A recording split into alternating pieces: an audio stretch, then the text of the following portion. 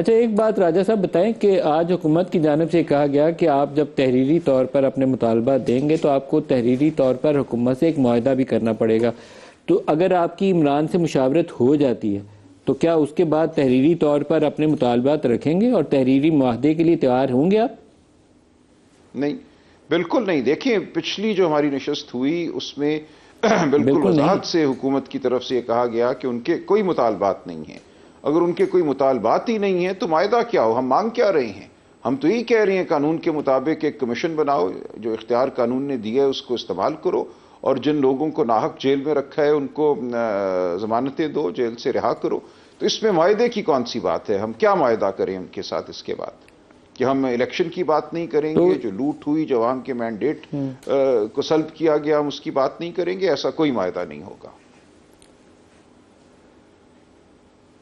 اگر عمران سے مشاورت نہیں ہوتی تو کیا حکومت سے بات چیت آگے چلے گی، یا یہ مشروط ہے، پری کنڈیشن ہے کہ مشاورت کے بغیر بات چیت نہیں ہوگی؟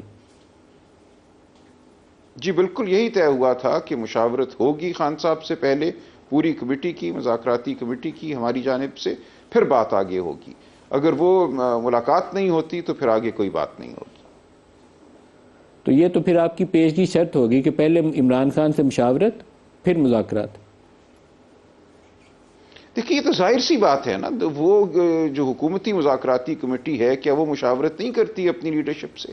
کیا وہ جو متعلقہ وزراء ہیں یا وزیر اعظم صاحب ہیں ان سے بات نہیں کرتے؟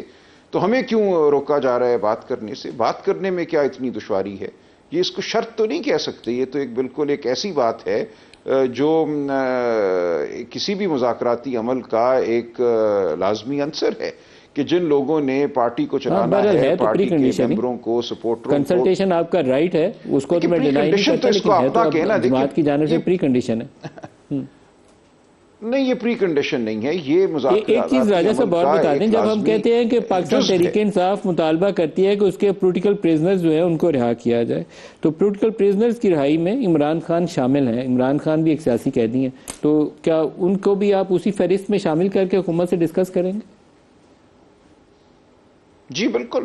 دیکھیں، وہ اتنے ہی سیاسی قیدی ہیں جتنا کوئی اور، بلکہ سب سے بڑھ کر.